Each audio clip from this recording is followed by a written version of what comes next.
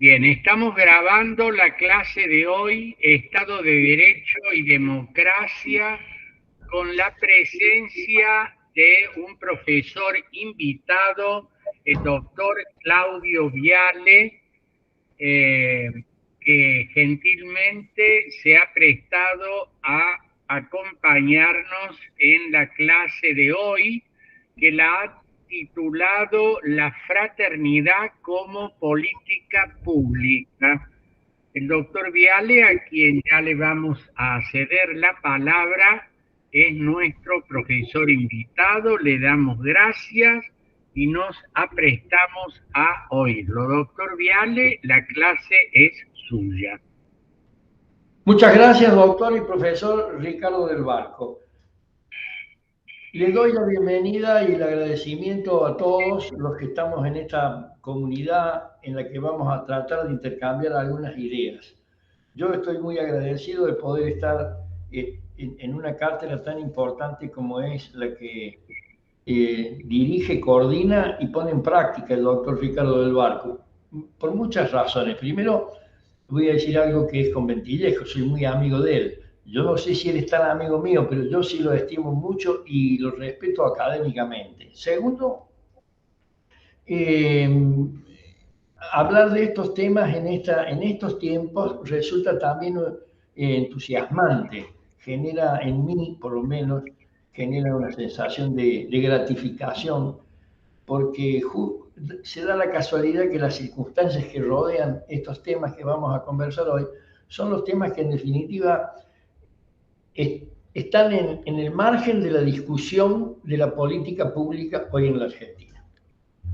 Bueno, lo primero que quiero decirles es que el tema de la actividad virtual, esta falta de contacto personal con quienes estamos conversando, a veces hace que yo empiece a hablar un poco más rápido o me acelere. Les pido que levanten una mano o me hagan saber que estoy hablando demasiado rápido y que se pierde un poco el hilo. Eso por una parte. Por otra parte, pienso que nosotros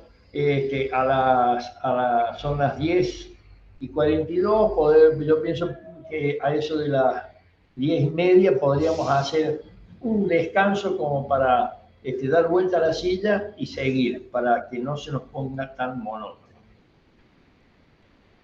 Y tercero, quiero decirles que yo tengo mucho tiempo en la actividad docente y por lo tanto vengo con una carga cultural. En una palabra, yo tengo un peso ideológico que, que no lo voy a escatimar. Digo para que todos puedan tener la oportunidad de contradecirme en la medida que las ideas que yo tenga no se compadezcan o no se ensamblen de la mejor manera con las ideologías que cada uno tiene. Coincidimos con el doctor del Barco en seguir el pensamiento, en la medida de lo posible en mi caso, de un gran pensador francés que fue Jacques Maritain, que tuvo mucha influencia entre la década del 30 y del 60 del siglo pasado, generando una serie, siendo el instigador, aunque la palabra sea un poco fuerte, de documentos muy importantes, como fue, por ejemplo, la Declaración Universal de los Derechos del Hombre del año 1948 y también haber incorporado algunos sintagmas y algunos términos en ese otro gran acontecimiento del siglo XX que fue el Concilio Vaticano II. Más allá de las creencias que tengamos cada uno, el Concilio Vaticano II fue, a mi entender, un hito en la historia que movió y mueve todavía a la democracia. ¿Por qué digo esto? Porque a partir de la idea de que el hombre está creado a imagen y semejanza de Dios, ahí pareciera que todos tenemos en este nivel de igualdad, tenemos la posibilidad de participar todos intensa y activamente en la obra de Dios. para los que no creen en Dios, en la obra de todos los días para que nos conmueve y nos mueve en la sociedad. Acá aparece una idea muy importante de Maritain, que fue el pluralismo. Dicho, hecha esta advertencia, que me parece que se corresponde por una cuestión de ética académica, para que yo no esté haciendo lo que muchas veces nos ocurre, que hay discursos que vienen con un mensaje subliminal. Yo que pienso que estamos ya en un tiempo, siempre son buenos tiempos, pero creo que ahora es necesario que sepamos utilizar las palabras, y como todas las palabras tienen una polisemia que a veces nos genera la posibilidad de, voy a utilizar una palabra fuerte, manipular el concepto, tenemos que ser claros en eso, porque esto, repito yo lo que han dicho algunos pensadores, ¿no? Las palabras que empiezan con ese sonido que es la fonética, después terminan matizándose o pasan por el tamiz de la lógica que le da el lenguaje para terminar en ese estadio óntico en el que con las palabras se conforman, se configuran cosas, objetos, tanto materiales como inmateriales, y estamos en esta época del siglo XXI donde el lenguaje es performático, con pocas palabras o algún sintagma, no solamente se reducen conceptos, sino se generan realidades, ¿no? Entonces, es muy útil que nosotros sepamos, o por lo menos mi intención es ser en este sentido claro y congruente. Por supuesto que no absolutamente, porque ustedes van a ver los márgenes de ignorancia con los que me manejo, pero congruente en el diálogo con ustedes. Así que cuando ustedes entiendan que que yo he generado una inquietud que sobrepasa el estadio de tranquilidad intelectual y espiritual de ustedes, me levantan la mano y conversamos y vamos avanzando. ¿Cuál es la idea de este título, La fraternidad como política pública? Voy a dejarlo de política pública para abordarlo un poquito más adelante. De todas maneras, creo que todos coincidimos en que cuando hablamos de política pública, pareciera que hay algo en la que muchos están de acuerdo. Hay una armonía, hay un estándar de general aceptación, como suelen decir rimbombantemente algunos fallos de nuestra jurisprudencia. El tema nuclear acá es la fraternidad. Y voy haciendo un poco como han hecho los grandes novelistas a partir de Cortázar, en la que vamos armando capítulos para poder leer esto que voy diciendo en distintos momentos. Yo les propongo a ustedes que piensen en una genealogía muy simple, que si el siglo XIX fue el siglo de la libertad individual, lo de individual entre comillas, porque vamos a ver por qué podría haber sido de otra forma y mejor. Esto lo va a decir León XIII al fin del siglo XIX, en aquella famosa encíclica. Ahí hubo una política pública. La política pública fue la de la libertad. Como la libertad fue el trampolín para una categoría también desdibujada, que fue la categoría de la propiedad, un trampolín que disparó desorbitadamente a la propiedad, que genera una serie de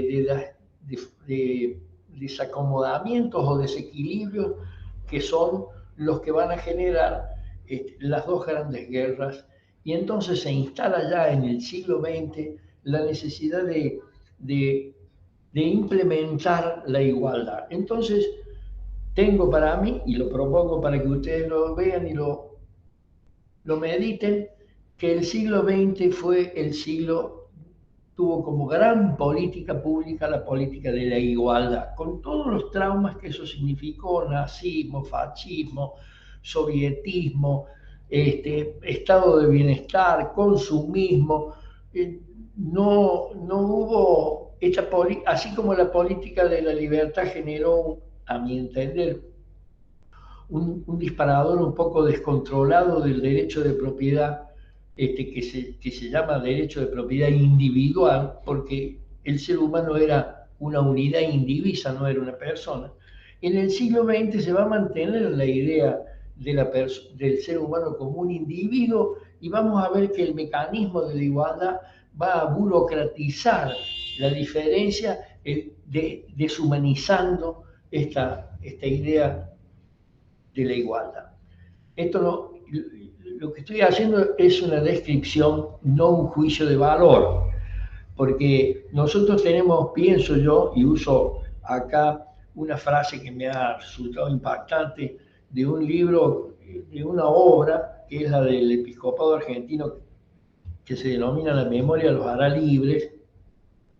En el prólogo se dice que el pasado debe servir como memoria y experiencia, el presente como iniciativa y acción, y el futuro como proyecto y esperanza. Entonces, lo que yo estoy haciendo es una genealogía que no tiene más que la idea de describir, no tanto de criticar, porque todo lo que se ha hecho entiendo que ha sido necesario, ha sido útil y nos da la posibilidad de generar en este momento,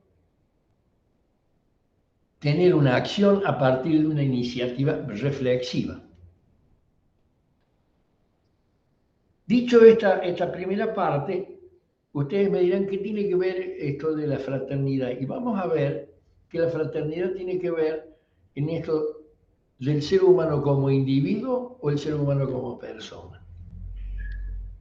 Y para entrar en este tema, nosotros podemos hacer un repaso general y vamos a ver que hay una proclama de la dignidad, pero no hay una realidad de la dignidad humana. Vamos a ver que hay una administración pública que todavía está atada a las categorías del siglo XIX y por lo tanto es rigurosa, imperativa, directora, controladora, represiva. No es ni amplia, ni plural, ni democrática. Y por último vamos a ver que nosotros tenemos un derecho positivo vigente que lo voy a denominar para el uso de esta conferencia como el derecho público internacional de los derechos humanos, o el orden jurídico público internacional de los derechos humanos, que está incorporado en nuestra Constitución como texto vigente. Y además vamos a ver que hay unas conferencias iberoamericanas que tienen que ver con la dignidad y la administración pública, que se las voy a recomendar, las lean, porque son muy importantes. Aun cuando se trata de un derecho, de un orden jurídico débil, blando, porque son nada más que recomendaciones. Este introito que quizás se ha hecho un poco largo, espero que no haya sido tedioso, nos permite entrarnos en esta cuestión. Y lo primero que hay que ver es que la realidad nos presenta situaciones lacerantes, como son la pobreza extrema, la negación identitaria de colectivos, de diversos colectivos, como son los migrantes, los refugiados, el grupo LTGB+, y los menores, los ancianos, y una serie de colectivos que existen desde siempre y que todavía no tenemos nosotros la calidad humana de ponerlos sobre la mesa, a pesar de que los conocemos, ciegos, Down y toda esa humanidad que está en eso que Foucault llamó los anormales, porque están fuera de la norma, ¿no? Norma, el étimo de norma es escuadra, es decir, lo que está fuera del cuadro no está dentro de la norma, lo que realmente es lacerante. Pero además tenemos la trata de personas, el tráfico de drogas, el tráfico de armas, las guerras, la opulencia de sectores minoritarios, el manejo arbitrario de la tecnología y de las finanzas, el desprecio por la naturaleza que nos rodea. Es decir, estas serían una de las circunstancias lacerantes más destacadas. Podemos simplemente decir que la dignidad humana, si uno hace esta descripción, está negada, o por lo menos absolutamente relegada. Entonces, acá viene la pregunta, ¿es posible generar una estrategia que haga posible remover los obstáculos que lesionan la dignidad del ser humano y de la humanidad? Fíjense que yo le agrego, hablo del ser humano porque después voy a explicar por qué pasamos del ser humano a persona, ¿no? Pero por el momento hablo del ser humano. Hay un autor brasilero que tiene una frase que me resultó interesante y dice, la persona humana es la individualización de la humanidad. Cuando nosotros generamos una lesión en la dignidad humana, estamos lesionando la humanidad. Y acá viene lesión, humanidad, viene esto de lesa humanidad que hoy está manejado un poco, mejor dicho, con algún grado de frivolidad. Pareciera que lesa humanidad es solamente se circunscribe solamente a algún acontecimiento aberrante con la humanidad. Acá aparece la idea, y desde este punto de la dignidad humana, o a partir de acá, es que voy a tratar de elaborar la idea de por qué la fraternidad debería ser la política pública del siglo XXI. Debo decir que la Revolución Francesa, todos sabemos que tenía como lema convocante libertad, igualdad y fraternidad. Y quien definió la de fraternidad fue uno de los primeros guillotinados, que fue Robespierre, cuando dijo, no se olviden que la libertad y la igualdad tienen que ser no solamente para los que estamos en esta asamblea, sino para todos los que están afuera. Y hace una descripción, o mejor dicho, describe que había muchas personas que estaban fuera del sistema. Los que eran siervos de la gleba, aquellos que tenían una libertad, una capitis diminutio jurídica, etcétera, etcétera. Dice, todos ellos tienen que incorporarse. Bueno, en el etos judeo-cristiano que tiene 5.000 años y que en definitiva es quien le da la base a este occidente que nosotros conocemos, la fraternidad nace en ese primer dogma que es que el hombre es a semejanza de Dios. Y por lo tanto, como les decía al principio, tenemos ahí una hermandad. Después con el cristianismo, la humanización de Dios en la persona de Cristo va a hacer que todos tengamos definitivamente consagrada la hermandad. Por eso la fraternidad no es una cuestión que esté de moda o no es un esnovismo intelectual de mi parte, sino que creo que tiene su asiento, que tiene su tradición en el buen sentido de la palabra, no tradición en el sentido de lo clásico, aquello que nunca pasa de moda. Volvamos al tema de la dignidad, que me parece que es el punto que es neurálgico para una conversación, para un diálogo en estos tiempos tan mecanizados a veces. ¿Cómo podemos hacer para rescatar? ¿Cómo podemos hacer para que la dignidad humana no sea una declamación en los distintos documentos internacionales, sino que sea una realidad? Si uno hace una genealogía de la dignidad humana, vamos a ver que aparece en la cultura del libro, porque ahí, como les decía recién, se asevera que el hombre ha sido creado a imagen y semejanza de Dios, y de ese dogma deriva su dignidad.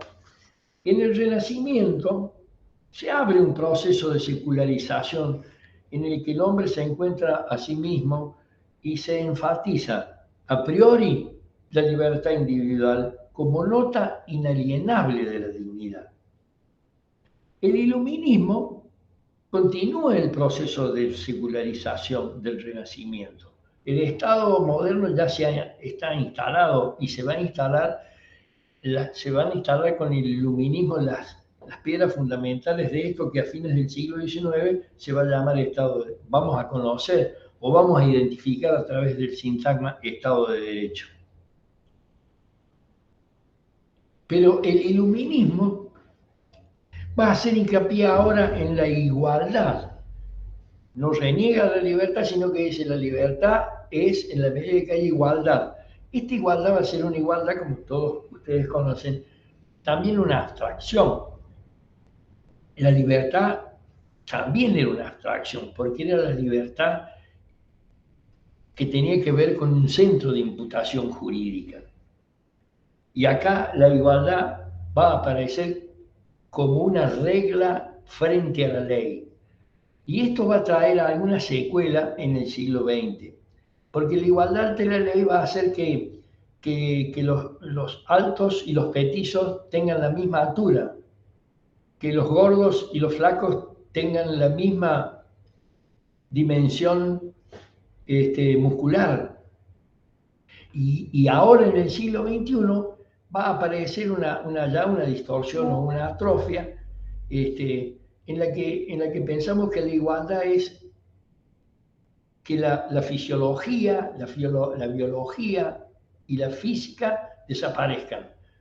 Nadie tiene una distinción. Todo ser humano es exactamente igual al otro, a pesar de que biológicamente tenemos una estructura diferente.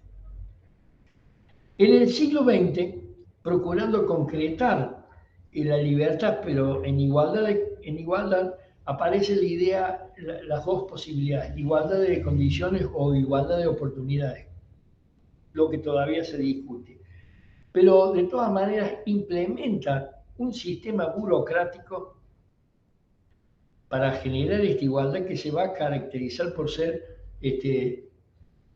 autoritario, paternalista, y esto nos va tecnocrático, y esto nos va a generar una secuela, va a traer un efecto que no nos va a gustar a todos, que va a ser el clientelismo. Y con ello va a aparecer un primer elemento corrosivo del sistema social, porque no todos somos lo que somos, sino lo que dice el sistema. Ahí hay como un vaciamiento del ser humano.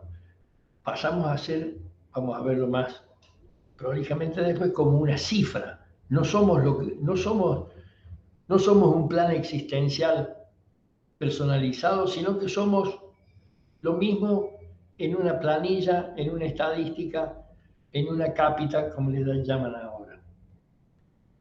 Esto va a generar toda una corruptela que va a terminar en una gran corrupción. Bueno,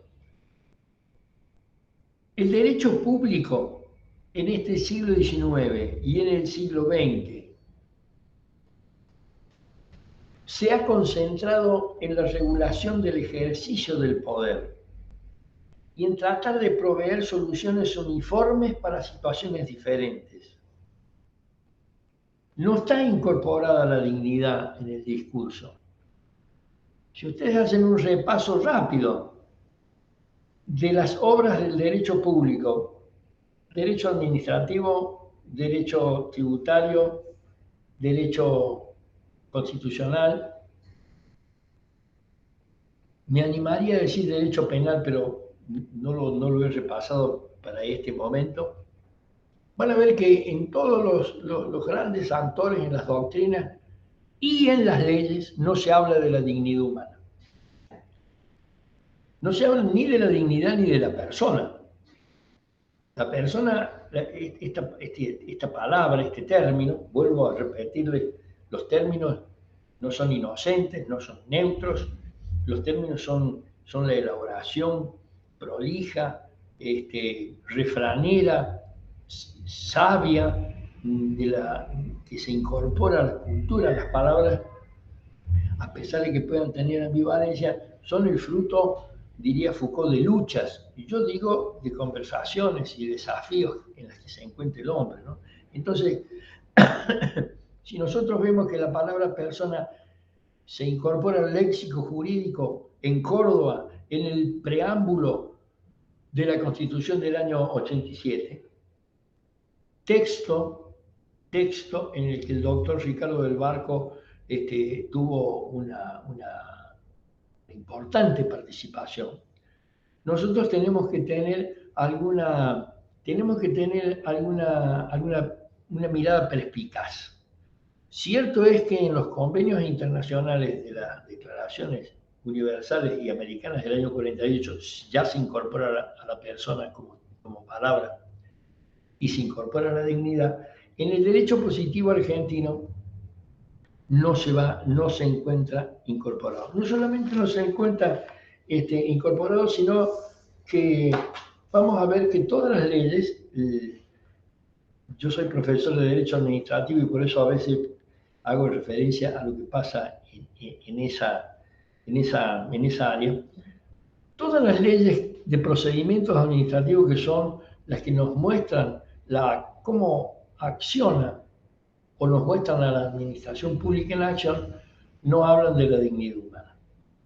Todas están, y la misma Constitución nuestra, hasta la reforma del 94, no están preocupados no tanto por la dignidad de la persona, sino que están preocupados por el manejo del poder. Con buen criterio, porque lo que se quería era limitar al poder, pero no había una inquietud, se daba por sentado que la dignidad del hombre no tenía necesidad de ser ratificada, y se insistía en esto del poder. Y todas las leyes de procedimiento, si ustedes las repasan rápidamente por la mente, van a ver que la preocupación es la competencia, la materia, la legitimidad, pero todo para que el Estado termine haciendo, dirigiendo y controlando. Y después viene la secuela del contencioso administrativo que va a ser el Poder Judicial, que de alguna manera va a controlar los desconocimientos que ha habido. En una palabra, va a ser después de los horrores del Holocausto que provocan la incorporación, para mí, a las ciencias políticas y jurídicas del paradigma de la dignidad. No obstante, como les digo, en todo el siglo XX, esta no es una cuestión que haya tenido una implementación ni una puesta en marcha. Cuando hablo del siglo XX, quiero decirles que algunos pensadores, historiadores fundamentalmente, sostienen que el siglo XX empieza, así como el siglo XIX empieza con las revoluciones francesas y norteamericanas, va a terminar no en el 900, sino que va a terminar después de la primera década del siglo XX. El hito importante que tenemos nosotros para señalar esto es que nosotros tenemos como punto de referencia el centenario de la Revolución de Mayo. Ahí fue cuando arranca el siglo XX.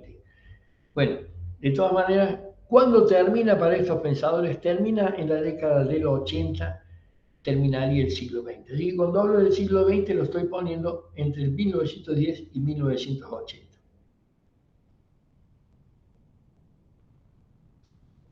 En una palabra, en esta primera parte constatamos que en el ordenamiento jurídico argentino, y podría decir en casi todo el ordenamiento latinoamericano, nosotros no tenemos incorporado el tema de la dignidad. Hay un profesor italiano, Luigi Ferrajoli, que se ha dedicado mucho al derecho penal, pero tiene un libro que se llama La ley del más débil, y cuando habla de los derechos y garantías, dice que en el siglo XX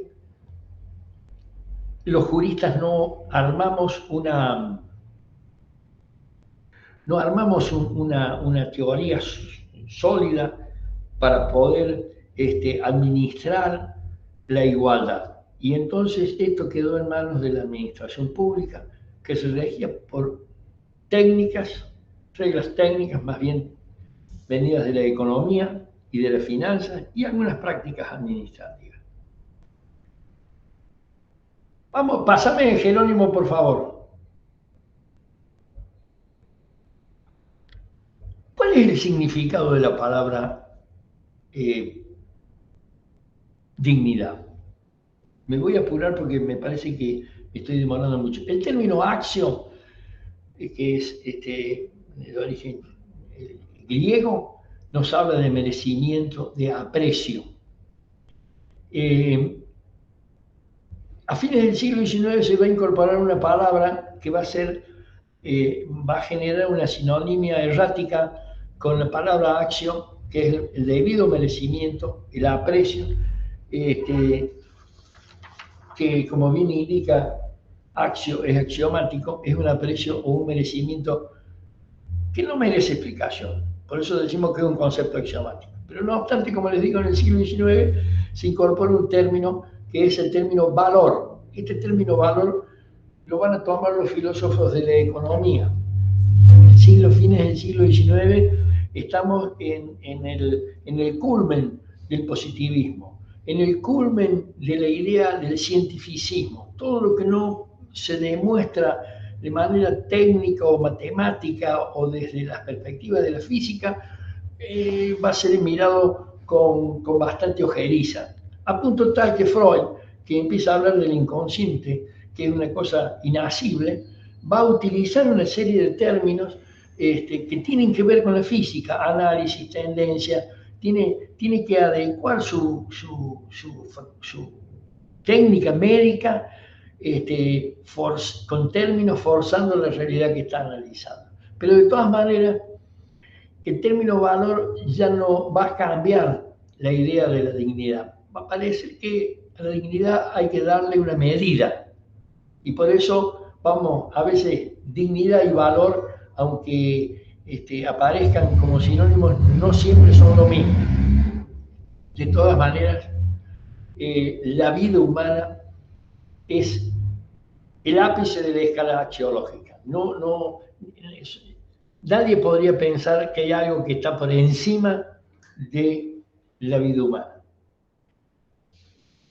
Y la vida humana, por ser lo que es digna. Entonces, ahora, sí, en esto estamos de acuerdo. Estamos de acuerdo en que la vida es lo máximo. La vida es lo que merece que la vida sea vivida.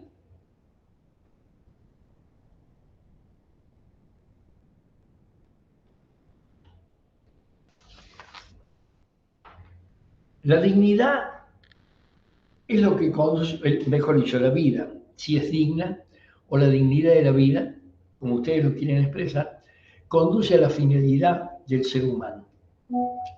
Y acá viene otra interesante distinción que es importante que ustedes tengan en cuenta. Esto corre por quien expone, ¿no? No es una cosa que sea aceptada unánimemente. Para poder entrar a ver en la magnitud de la dignidad, nosotros tenemos que hacer un poco la distinción entre la vida, entre la mera biología y la existencia. Y acá empieza, la vida nosotros la podemos individualizar, podemos hacer de la vida de cualquier ser, planta, animal, seres humanos, podemos hacer una unidad indivisa para sumarla, restarla, ponerla en estadística, definir la población, la enfermedad, etcétera, etcétera, el PBI, todas esas cosas que marcan unidades indivisas, pero la existencia ya nos pone a nosotros en juego en esa energía enorme que es el de la libertad, esa ansiedad que tiene el ser humano por independizarse de aquellos lazos que de alguna manera no le permiten expandirse tanto como desea. Acá aparece la idea de la libertad. Con la libertad aparece la posibilidad de generar un plan, de generar un proyecto, de generar el camino por el que vamos a transitar nuestro destino cronológico. Es más que la vida. Entonces aparece la idea, o parece útil o práctico distinguir la vida, individuo, la existencia, persona. Cuando nosotros hablamos de persona, estamos hablando no de una unidad indivisa, estamos hablando de una totalidad, estamos hablando de un proyecto que se hace a partir de la libertad. Esto nos va a dar a nosotros la oportunidad de poder ver cómo se compagina la libertad con la igualdad. Para abordar entonces el aprecio que le tenemos a la vida humana, que involucra a la persona, mejor dicho, que es digna y que por lo tanto tiene una dignidad que sobrepasa la de las plantas y la de los animales sin desmerecerlos a ellos, en la medida que lo vamos a incorporar en ese ámbito que debemos cuidar todos. Pero lo que hace a este ser, que es más complejo que una planta y un animal, tenemos que hacer un abordaje endógeno. Pasarme, por favor.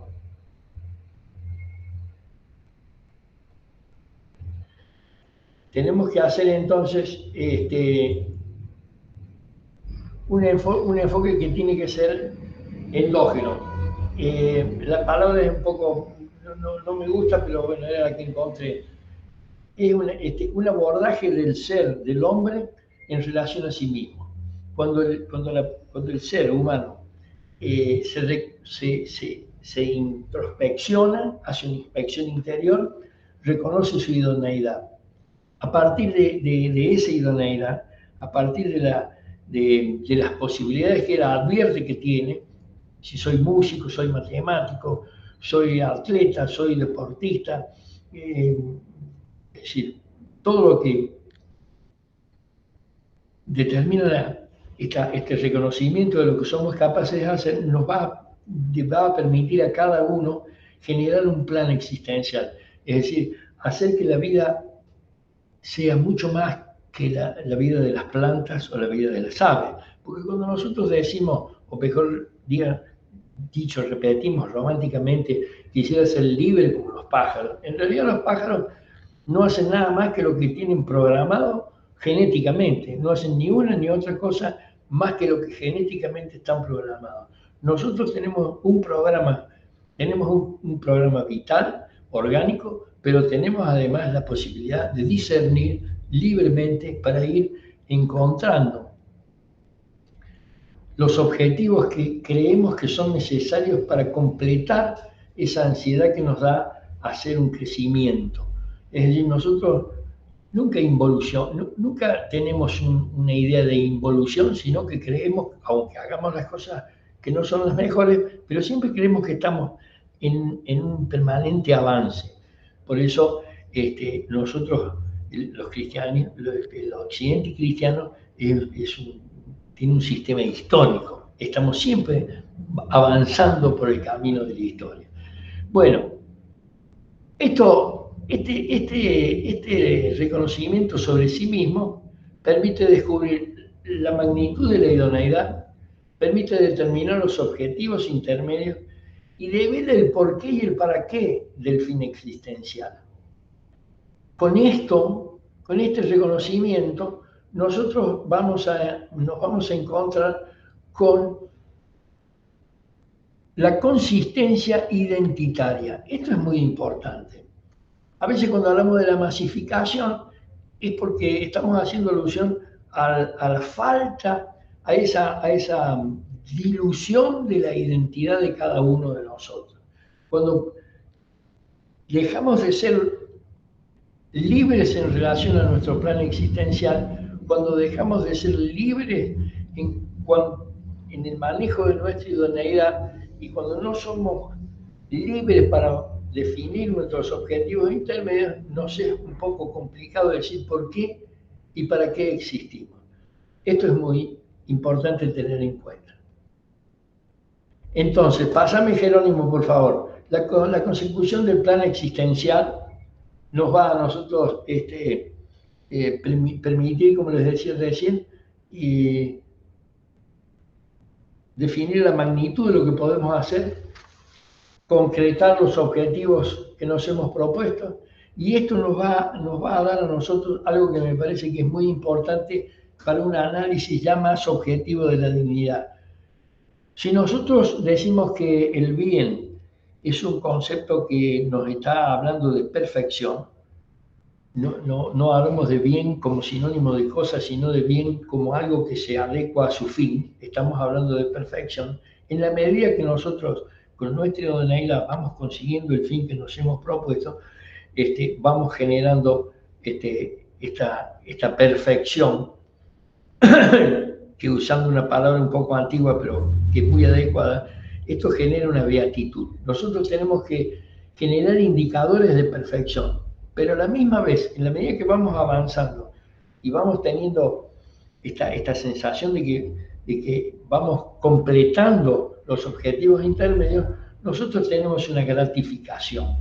Y esta gratificación, esta sensación de estar conforme con uno mismo, provoca tranquilidad, alegría, y en esto se concreta la felicidad. Yo creo que estos dos indicadores nos orientan a nosotros cómo podemos tener la idea de cuánta dignidad humana tenemos en nuestro ámbito personal y en el que nos rodea. Esto a veces, esto sería un indicador que vamos a ver más adelante, necesario para generar no una nueva, sino una convivencia más amable. Sería una convivencia que vamos a ver tiene que ver con la fraternidad. Esta intimidad personal, como les decía a ustedes, nos va a definir además una zona de exclusión que impide cualquier intromisión. Volver sobre la idoneidad de cada uno, advertir no solamente lo que somos capaces, sino de lo que no somos capaces, es decir, la falta de algunas idoneidades nos va a ir haciendo ver que no somos nosotros los únicos, ni somos capaces de ser todo lo que tenemos que ser, sino que necesitamos de otros. Pero en esta zona de intimidad personal no hay intromisión no puede ser sustituida por nadie, ni por un particular, ni por la sociedad, ni por el Estado. Esto es importante que lo tengamos en consideración, porque en esto está el sentido de la libertad, en esta posibilidad de generar una identidad. En cuanto al aspecto externo o exógeno, pásamelo por favor, Jerónimo. Nosotros partimos de un principio axiomático. Siempre decimos que todos los seres humanos somos libres e iguales, iguales en derecho, iguales en dignidad. Pero también decimos, o mejor dicho, no lo decimos con tanta claridad, que somos diferentes. Somos iguales pero diferentes. Y entonces acá es donde uno puede empezar a ver que hay un umbral de indecibilidad, como dicen ahora, que nosotros debemos analizar. ¿Cómo el hombre libre e igual resuelve el tema de la diferencia? Entonces, lo primero que a mí se me ocurre es decir que esta asimetría de igual pero diferente no es una aporía, sino que es un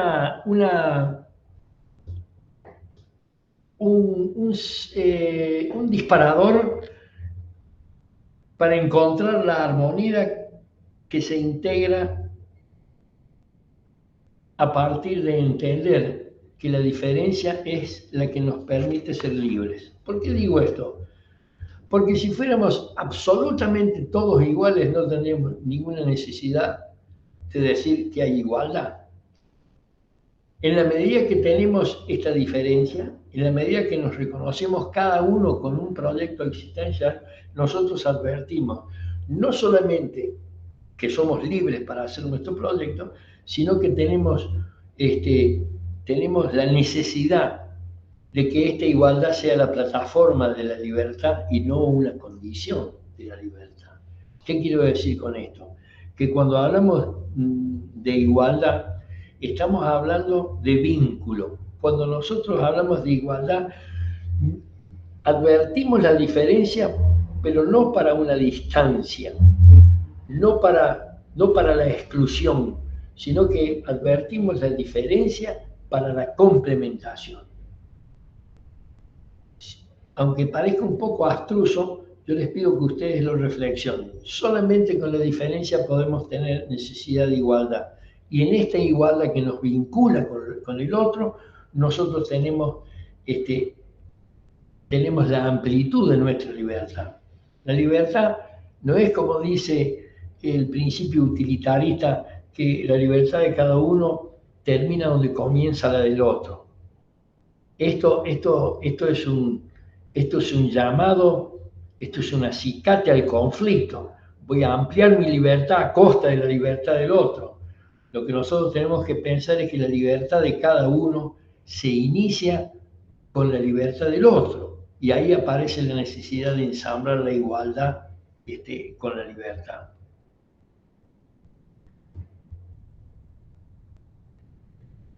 En la idea de vínculo que nos genera la igualdad barra diversidad, es donde el ser humano encuentra sentido a las relaciones. Las relaciones de los seres humanos se diferencian de las plantas y de los animales porque no son relaciones orgánicas que se caracterizan por la mecanicidad, sino que son relaciones con sentido. Entonces, vamos a usar una palabra que también está banalizada. Acá aparece la idea del amor, aparece la idea de que el otro y el yo y el otro no son excluyentes, necesariamente tienen que incluirse. Pásame, por favor, Jerónimo. Y entonces vamos entrando paulatinamente en esto de la fraternidad. No hay individuos a la manera del siglo XIX, ni individuos igualados a la manera del siglo XX. Hay personas que son iguales ante la ley, que son iguales porque son genéticamente diferentes a las plantas y a los animales, pero también son diferentes o distintos a los otros, y en los otros, en la existencia del otro, encuentra la razón para vivir. Cuando hablo del otro, estoy hablando del otro como persona y del mundo que nos rodea. Esto que tanto se habla y con insistencia, y a veces no con tanta eficacia, que es el medio ambiente. La existencia de cada uno de nosotros está ligada a la de los demás. La vida no es tiempo que pasa, sino tiempo de encuentro. Dice la encíclica Fratelli Tutti en el punto 63. Vuelvo a lo del encuentro. La igualdad no nos unifica. La igualdad nos permite advertir la diferencia que tenemos con el otro. Nos permite advertir la necesidad del encuentro y de la vinculación. Y entonces, avanzando un poquito, les digo que la libertad y la igualdad son indispensables para la convivencia humana, pero no son suficientes. La libertad y la igualdad, tal como nosotros la hemos receptado y como se dice ahora, internalizado, la libertad del siglo XIX y la igualdad del siglo XX, son indispensables, pero no son suficientes para la convivencia. Nosotros vivimos no solamente en el país nuestro, sino que vemos en todo el occidente, no hablo del oriente porque no lo he analizado, pero en este occidente que nos rodea, en esta Latinoamérica en la que nosotros somos parte activa porque tenemos un mismo idioma, tenemos ancestros que se comunican, no solamente lo de los pueblos originarios, sino lo de los pueblos que no fueron originarios, que a lo largo de 400 siglos han ido generando toda una cultura que es la cultura latinoamericana. Nosotros advertimos que no tenemos una convivencia tan armónica como la que desearíamos. advertimos que hay diferencias, hay espacios que no se cubren, hay espacios en los que la libertad y la igualdad se han transformado, en campos de lucha. Y nosotros tenemos que pensar que la libertad y la igualdad, por lo que decía recién, es para generar este plano existencial y para poder generar el encuentro con el otro. Entonces,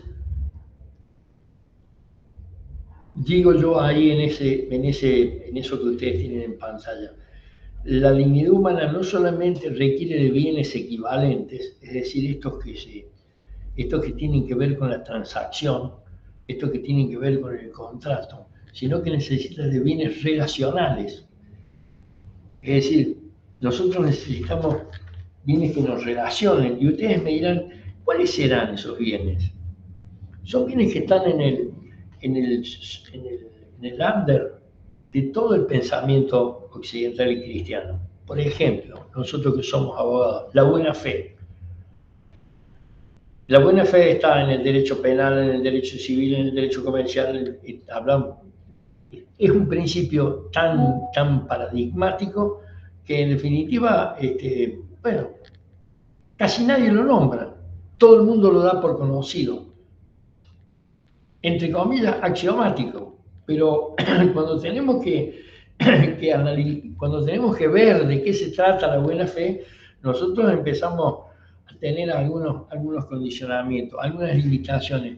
Lo raspamos un poquito, lo restringimos, no lo hacemos tan abierto.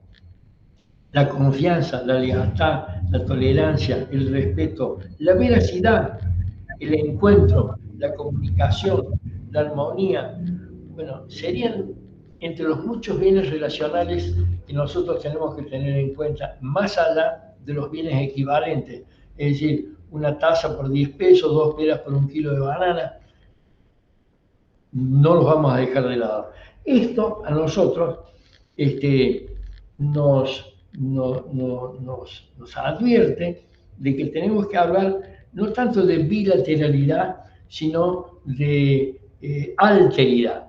Tenemos que entender que la fraternidad es reciprocidad, pero no esa reciprocidad burocrática en la que todos somos exactamente iguales ante una planilla, sino que somos diferentes. Es la fraternidad, es reciprocidad, es ponerse el uno en el otro. Es el alter ego, el otro yo.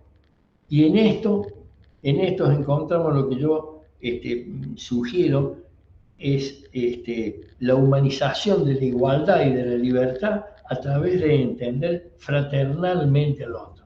Es decir, una hermandad. Si nosotros no le damos contenido, no humanizamos la igualdad y la libertad, tenemos resultados que no son los que nos hacen, no son los que nos satisfacen. Vuelvo a decir, en el siglo XIX se instaló la libertad, en el siglo XX la igualdad, y ahora necesitamos darle a estas dos grandes atributos innatos del hombre, libertad e igualdad, darle el sabor y el condimento que le da este otro atributo innato del hombre, que es la fraternidad. Yo les decía al principio que he leído no lo suficiente, pero bastante a Maritain, y cuando Maritain en un libro que se llama El hombre y el Estado habla de la comunicación, habla del amor cívico, una palabra que es realmente impactante, un sintagma interesante, amistad cívica, amor cívico. Esto es una cosa que no se da en las democracias de Latinoamérica, ni se da especialmente en nuestra democracia. Pareciera que nuestra democracia quiere una libertad y una igualdad que sea conflictiva, confrontante, beligerante. Y entonces nosotros vemos que tenemos resultados que no son los que nos hacen falta. Entonces, la fraternidad promueve la igualdad a partir de la diferencia. Es más que esa solidaridad implementada con un ordenador burocrático que se rige por reglas técnicas a veces técnicas, otras veces son meras prácticas administrativas, que por estar vaciadas de humanidad, la diferencia se diluye en un proceso de igualación forzada. La burocratización de la solidaridad reduce a las personas a meros individuos que se transforman. Pásame, Jerónimo, por favor.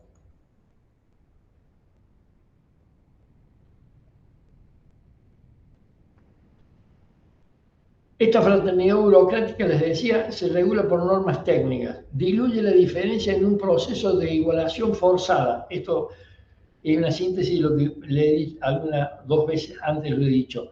La persona se reduce al individuo, es una unidad indivisa y por lo tanto es fácilmente manipulable por cifras, gráficos, estadísticas.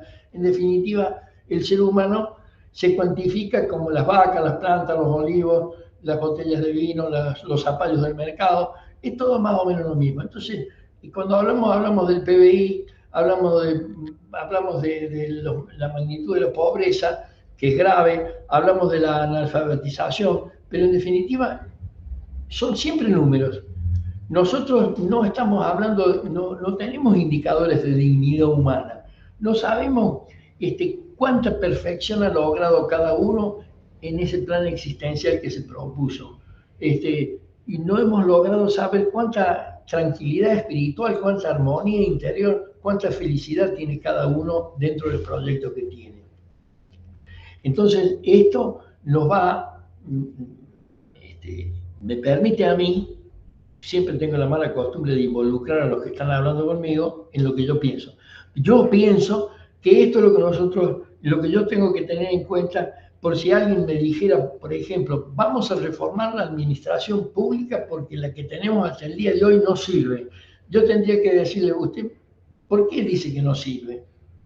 Y seguramente me van a decir que porque el PBI, porque el déficit fiscal, y yo lo que tengo que ver es si hay libertad, si hay igualdad y si hay fraternidad. Entonces, la fraternidad es un atributo innato. Esto tiene que ver con la comunicatividad y la relacionalidad del hombre, no es una cosa traída de una máquina ni de un algoritmo. Se trata del ser humano. El otro resulta indispensable para el yo. Ahí tenemos alteridad. La colaboración sin fraternidad deviene en asistencialismo.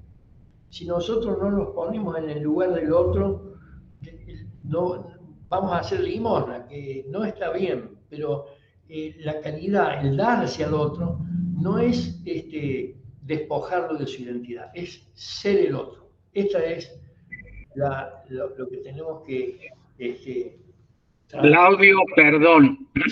Eh, ¿Vos querías hacer un breve corte ahora? Me parece, sí. Gracias, Ricardo. Hacemos un breve corte de 3, 4, 5 minutos como para que todo... Muy bien, hacemos un corte de 5 minutos. Muchas gracias.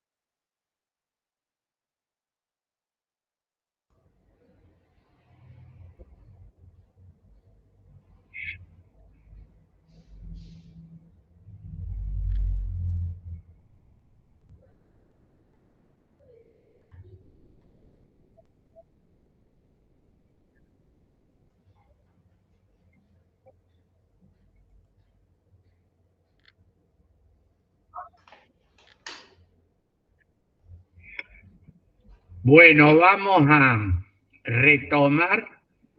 Perfectamente. Hemos puesto un poquito de música para matizar. Doctor Viale, sigue usted en el uso de la palabra. Bueno, muchas gracias, Ricardo. Muchas gracias nuevamente. Bueno, redondeo entonces, sin perjuicio de que nosotros podamos seguir conversando en cualquier otro lugar, la solidaridad no se reduce, no puede reducir las personas a meros individuos. No se puede transformar al ser humano en cifras, en gráficos, estadísticas, en definitiva, en cuantificaciones que solamente generan o muestran, mejor dicho, resultados, pero resultados que son especulaciones. La dignidad humana de cada persona debe ser calificada y no cuantificada, sin perjuicio que es tarea, y esto no, como les decía recién, lo ha indicado Luigi Ferraggioli, es tarea de los juristas encontrar estos indicadores. ¿Por qué? Porque en definitiva la dignidad humana resulta innata, inalienable. La libertad y la igualdad que de ella derivan requieren de un contenido de humanidad, y ese contenido de humanidad no deviene de separar a los seres humanos, si, como quería en esas teorías que dicen que la naturaleza humana es lo que hay que terminar para generar un nuevo sistema, que es el sistema político. El sistema político tiene que montarse sobre la comunicatividad y relacionalidad del ser humano, y la comunicación y la relacionalidad, la relacionabilidad del ser humano, se viabilizan en esta idea del uno en el otro, en la medida que uno resulta indispensable para el otro, que, como les decía recién, repitiendo lo que dijo el Papa Francisco, la existencia no es un tiempo que pasa, sino que es un tiempo de encuentro. Esta proximidad, si se me permite el barbarismo, es la que evita, como les decía recién, que la ayuda termine siendo una limosna. La ayuda tiene que ser una complementación, una integración, y entonces de esa manera los sistemas ya, en la medida que tienen personalizado al ser humano, van a generar resultados de calidad y no de cantidad. Ahora, ustedes me dirán, y esto, además de lo que dice Viale con tanto, no sé si con tanta elocuencia, pero con mucho entusiasmo, ¿de dónde, a dónde se lo encuentra? Y nosotros vamos a ver que esto, seguidamente, lo encontramos en nuestro ordenamiento jurídico positivo, tanto convencional como constitucional. Pero antes de entrar en ese tema, yo vuelvo a la segunda parte, o a la primera parte del título de esta conferencia que les dije que lo iba a tratar un poco al final. Es lo de la política pública. La noción de política pública, bueno, seguramente ustedes pueden decir que estamos más o menos de acuerdo, que es cuando hay un consenso o cuando hay un estándar de general aceptación. Yo traigo para ustedes una inquietud. Y en esto hay algunos autores, en especial Roberto Espósito, un pensador italiano. Acaba de salir un libro del doctor Juan González Mora sobre los bienes públicos y colectivos, que tratan el tema de lo público, lo privado y lo común, teniendo en cuenta que ya en el caso Alavi, la Corte hizo una diferencia clara de esto de bienes comunes, a pesar de que usa una terminología confusa porque habla de colectivo y común. Nosotros tenemos que pensar que lo público y lo privado tiene que ver con la mayor... pásame Jerónimo, por favor. Pásame la otra. Ahí está. Lo público y lo privado se refiere a la mayor o menor, al mayor o menor conocimiento que tengamos de algo, ¿no? Esto tiene que ver. Y dentro de lo privado vamos a ver una subcategoría o un estamento más específico, que es el de la intimidad. Cuando nosotros hablamos de público y de privado, más allá de la intimidad, de esa que nos habla el artículo 19 de nuestra Constitución, aparece una manera de dividir los ámbitos de posesión. Es una manera de dividir lo que es posible, hasta dónde puede haber posesión. Que esto puede ser de cada uno de manera personal o del aparato estatal, y por eso llamamos dominio público en algunos casos.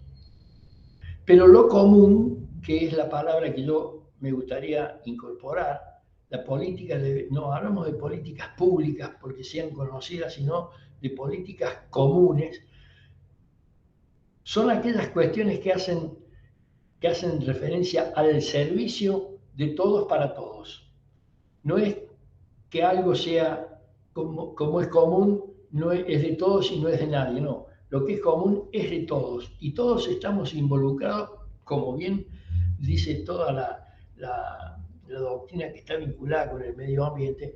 No hay esta nueva categoría, está más allá de la relación binaria de débito y crédito. La palabra común, su étimo es munus, que los administrativistas italianos lo utilizan mucho porque hace referencia al servicio. Es decir, el servicio en esa vocación de dar, esa vocación de proveer, esa vocación de estar. Cuando hay muchos munus con vocación de servir, se produce con este prefijo con, que significa agrupamiento, se produce un intercambio y en ese espacio aparece el munus de todos, o la totalidad del munus, mejor dicho. Eso no es divisible, eso no es apropiable, eso no puede ser poseído. Fíjense que la palabra que el antónimo de lo contrario, mejor dicho, de común o de comunidad sería inmunidad. Inmunidad es cuando yo pongo un límite para retirarme de lo que es de todos. Nosotros tenemos que empezar a incorporar, hablando de bien común, no es por eso cuando se habla de bien común se dice no es la suma, sino que es algo que es de todos. Entonces, cuando hablamos de política, ya no tenemos que hablar de una política de dirección, de represión, de indicación, de instrucción, sino que tenemos que hablar de ese ámbito en el que se dialoga, nos ponemos de acuerdo, de buena fe, donde todos tenemos la única arma, es el argumento, no hay ninguna posición de fuerza que no sea la argumentación, y por lo tanto aceptar lo que es correcto del otro en esa medida sin renunciar a lo que cada uno entiende como inalienable. La política entonces es ese ámbito de colaboración y consenso del munus. En esto aparece el tema de la fraternidad. Solamente puede haber un servicio recíproco en la medida que hay fraternidad. Si solamente es una libertad que pretende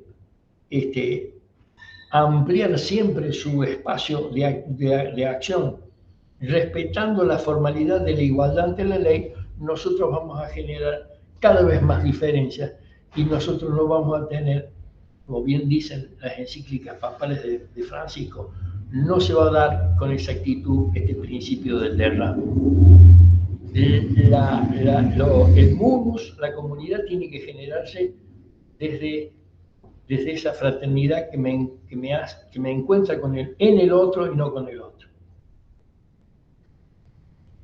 Para gestar esta política común, nosotros necesitamos de una administración que tiene que cambiar el principio a partir del cual ha actuado en el siglo XIX y en el siglo XX, de dirección y de control. Nosotros necesitamos implementar una administración pública de colaboración y consenso. Esto, pásame Jerónimo, por favor. Esto nosotros lo vamos a encontrar, primero, si hacemos un análisis del ordenamiento jurídico vigente, vamos a ver que la Declaración Universal de los Derechos Humanos, en el artículo 1 y 22, nos habla de la fraternidad. Vamos a ver que la Convención Americana sobre los Derechos Humanos, en el preámbulo, artículo 5 y 5b, nos habla de esa cuestión que tiene que ver con la dignidad y la fraternidad. Me detengo un poco en la Declaración Universal de los Derechos Humanos, porque en el artículo primero dice: todos los seres humanos nacen libres e iguales en dignidad, primero, y derechos, y dotados como están de razón y conciencia, hablamos de libertad, de igualdad y de fraternidad, y de igualdad y de libertad e igualdad, deben comportarse fraternalmente los unos con los otros. Es decir, no es digamos, un naif o un romanticismo lo que estamos proponiendo. Está dentro de nuestro derecho vigente y de nuestro derecho constitucional vigente. En el artículo 22, esta Declaración Universal habla de toda persona como miembro de la sociedad tiene derecho a la seguridad social y a obtener mediante el esfuerzo nacional y la cooperación internacional habida cuenta de la organización, bla, bla.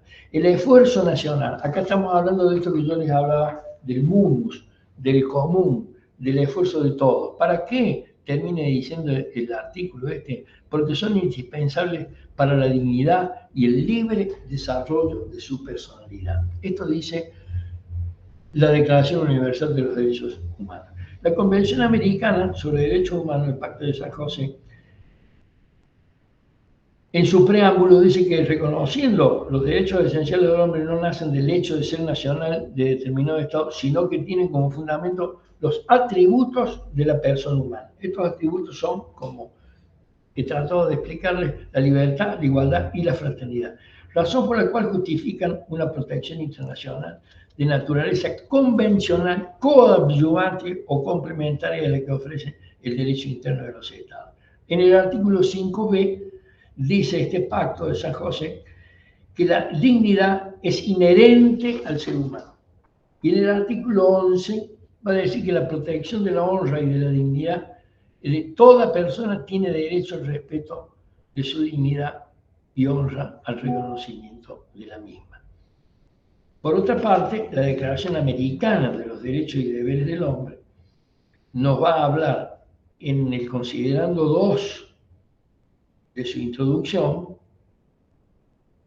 que los derechos del hombre no nacen del hecho de ser nacional de determinado Estado, sino que tienen como fundamento los atributos de la persona humana.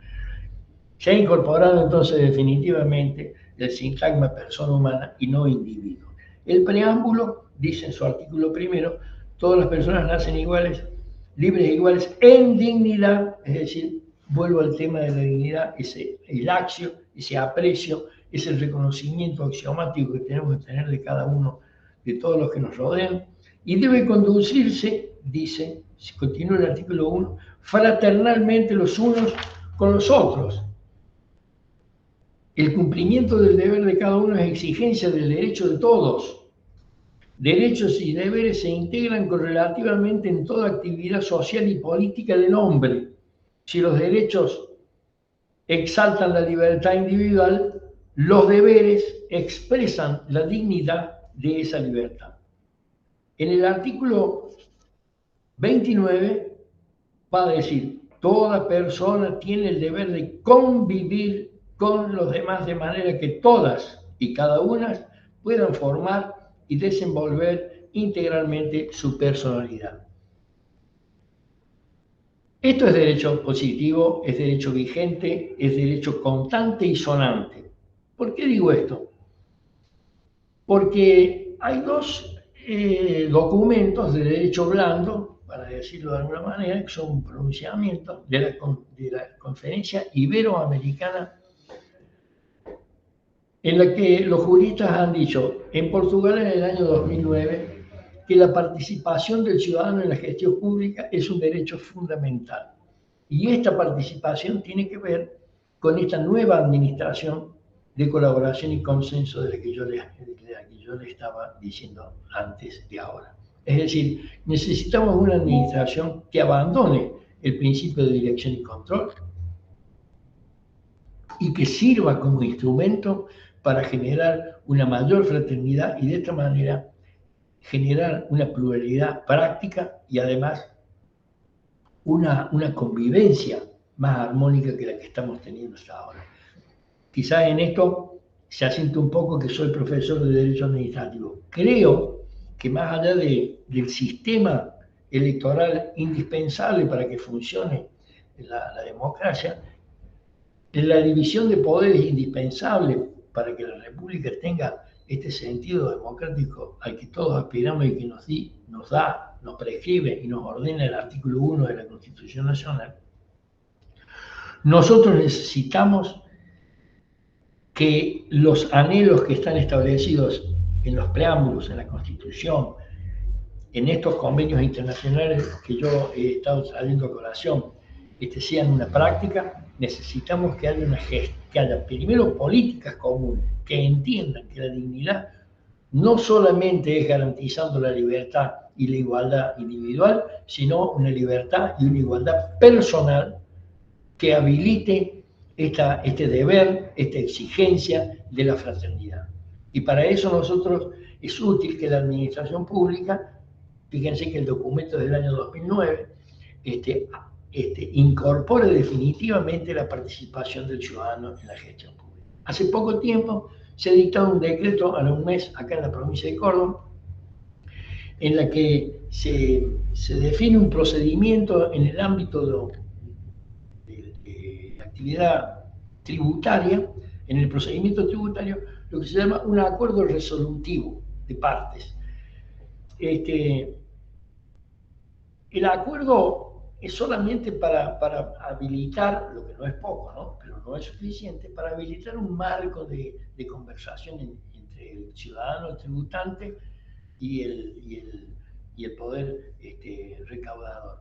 Pero definitivamente termina diciendo que la última palabra la va a tener la administración pública. Y en esto nosotros debemos ya empezar a concientizarnos de que la administración pública no es neutral porque tiene intereses propios, no personifica al bien común, cuando mucho puede personificar la suma de algunos intereses importantes que a veces se los denomina como interés general. No puede ser la conciencia y por lo tanto no puede hablar de moralidad pública, sino que tenemos que hablar, lo público es lo que está a cargo del Estado, de acuerdo a lo que yo les decía. Tengo para ustedes la inquietud de dejarles el análisis de la palabra común. Cuando hay comunidad, no hay primus inter pares, somos todos pares. Esto es importante. Y acá está la igualdad en dignidad, la igualdad en dignidad y en derecho.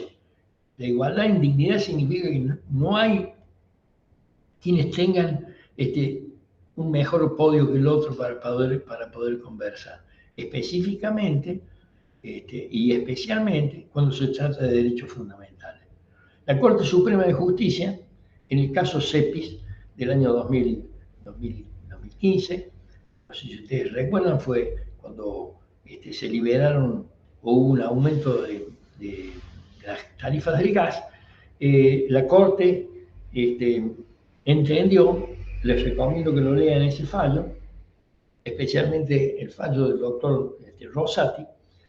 Concretamente dice que cuando el aparato político o administrativo, es decir, la administración pública, que es la gestora, toma decisiones que afectan los derechos fundamentales de los ciudadanos deben primero ser debidamente informados de la decisión. Segundo, debe permitírseles que cada uno de los ciudadanos individual o en conjunto presenten las observaciones que tengan para esa decisión.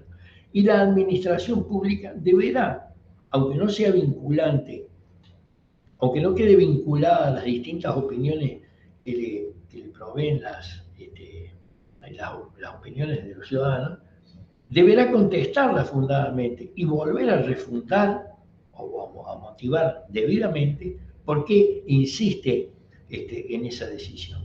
Entonces, cuando hablamos de publicidad de los actos, estamos hablando de que la transparencia, la publicidad no es solamente publicarlo en el boletín. La transparencia no es solamente no ser corrupto. La transparencia y la publicidad, es decir, el mayor conocimiento de todos, tiene que ver con esto de que todos conozcamos por qué y para qué se toman determinadas decisiones.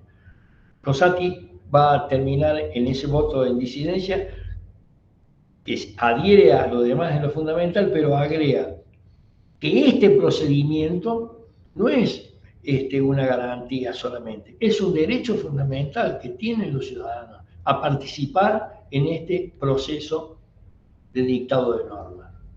Entonces, nosotros vemos que la participación del ciudadano en la gestión pública no solamente está en esta conferencia, que es un derecho blando, pero que no puede ser ignorado, en Portugal del año 2009, sino que después se va a ratificar en la Conferencia Iberoamericana de Derechos y Deberes del Ciudadano en relación a la administración pública, que fue en la ciudad de Panamá. Pásame, Jerónimo, por favor. Allá no hay más. Con esto quiero redondearles a ustedes lo que me había propuesto y espero que no haya sido confuso. Nosotros, para encarar este siglo XXI, desde el punto de vista jurídico, tenemos que ver cómo llevamos a la práctica lo que nos dicen los convenios internacionales que están incorporados a la Constitución. ¿Cómo hacemos para que la dignidad humana no sea una mera declamación, un anhelo, sino que sea algo práctico? Y para esto, nosotros creo yo que es necesario reflexionar sobre la idea de fraternidad, aportar desde nuestra calidad jurídica, de nuestro análisis, reflexión e investigación, aportar para que haya una política, haya un manifiesto que sea lo más extensivo y plural posible para evitar tener una administración pública autoritaria, restringida, reglamentaria, que además termina siendo clientelista y corrupta. Necesitamos una administración pública abierta, plural, horizontal, colaboracionista, en la que nosotros volvamos a tener la participación que nos exige nuestra propia naturaleza. Cierto es que nosotros tenemos un artículo 22 de la Constitución que nos habla de que no gobernamos sino a través de nuestros representantes. Estamos de acuerdo, me parece muy bien, porque no podríamos estar en un estado de asamblea permanente. Pero sí, tenemos el derecho y el deber de participar, no solamente para pedir, sino para dar, en todos los proyectos que tengan que ver con lo que es común. Acá aparece la idea del deber, que está bien especificado en la Convención Americana. No solamente derechos, sino que hay deberes. Yo pienso entonces que la fraternidad, además de caracterizar a la persona, resulta útil como criterio operativo en la medida que encausa a la libertad, el discernimiento y a la igualdad desde la diferencia que le da identidad a la libertad.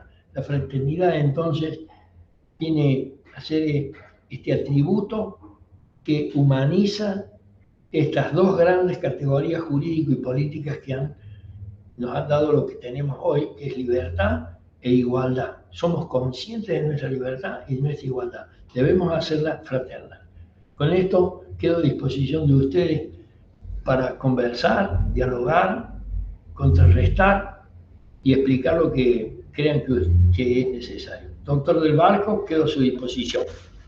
Muchísimas gracias, Claudio. A los alumnos lo que quieran preguntar, confrontar, aportar.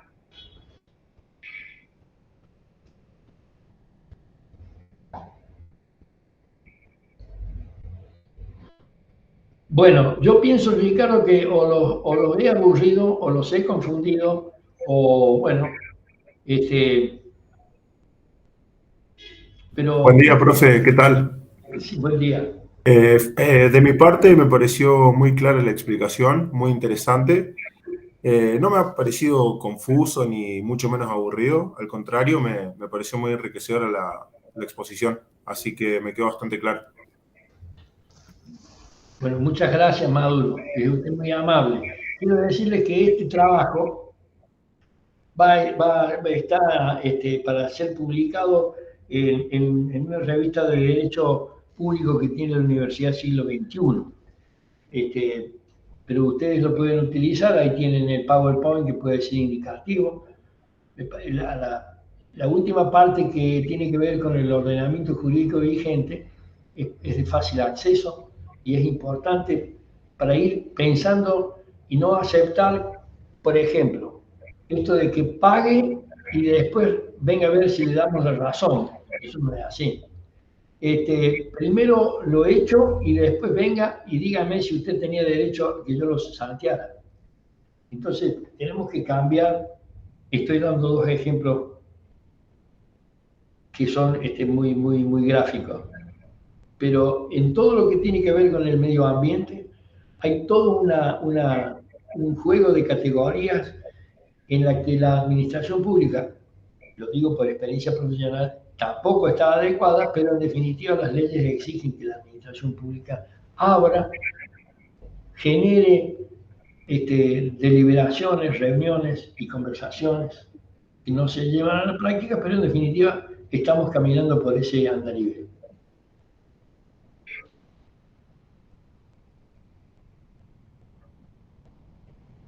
De nuevo quiero agradecerle al profesor Claudio Viale que nos ha dejado una magnífica clase acerca de este tema tan importante que es la fraternidad.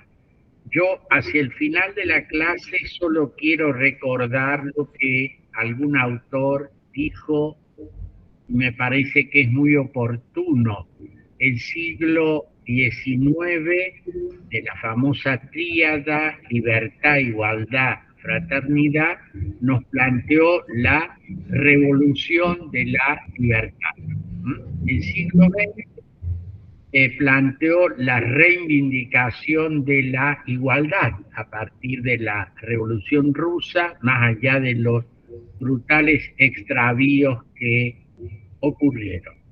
El siglo XXI, que es el que estamos transcurriendo, tiene abierto la no realizada aún revolución de la fraternidad. Por eso me ha parecido muy oportuno este aporte del doctor Viale acerca de esta pendiente revolución que es la de la fraternidad. Claudio, muchísimas gracias.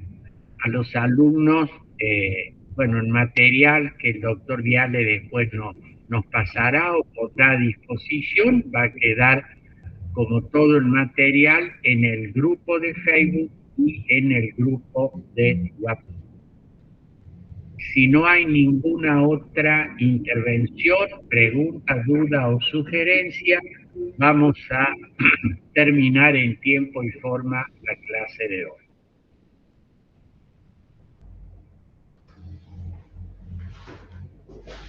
Bueno, yo nuevamente agradecerles que me hayan escuchado y quedo a disposición. Gracias, Ricardo, por la invitación. Muchas gracias, doctor Viale.